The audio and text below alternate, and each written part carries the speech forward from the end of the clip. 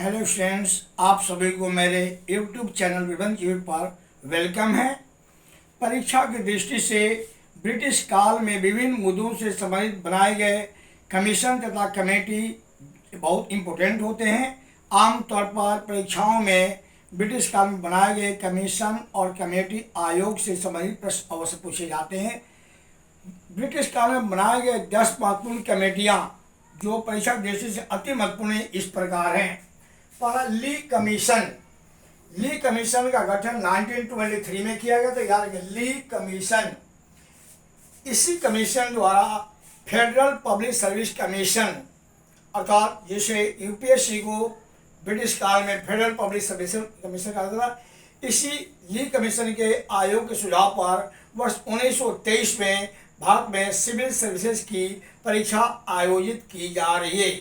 इससे पहले भारतीयों को सिविल सर्विसेज की परीक्षा देने के लिए इंग्लैंड जाना पड़ता था। 1923 से यह परीक्षा ली कमीशन की संस्तुति पर भारत में आयोजित हो रही है। अगला, स्किन कमीशन। इसे इंडियन सैंडहर्स्ट कमीशन भी कहते हैं। स्किन कमीशन का गठन जो है वर्ष 1925 में किया गया था। यह ब्रिटिश मिलिट्री में रिफॉर्म से संबंधित है।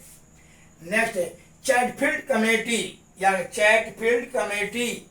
यह चैटफील्ड कमेटी बनाई गई थी 1939 में, जो मुख्यतः मिलिट्री रिफॉर्म से सेना में सुधार से संबंधित है।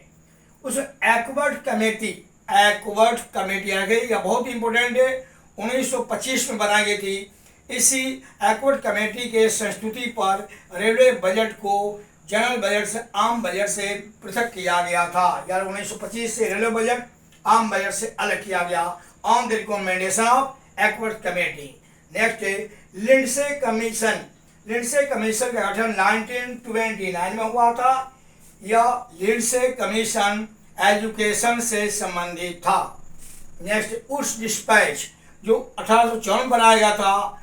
उस डिस्पैच और यह मास एजुकेशन, इंडिया में मास एजुकेशन संबंधित था। इसी उस डिस्पैच को भारतीय शिक्षा का मैग्ना कार्टा कहा जाता है। नेक्स्ट हंटर कमीशन, जो 1882 में बनाया गया था। यह प्राइमरी एजुकेशन संबंधित हंटर कमीशन 1882।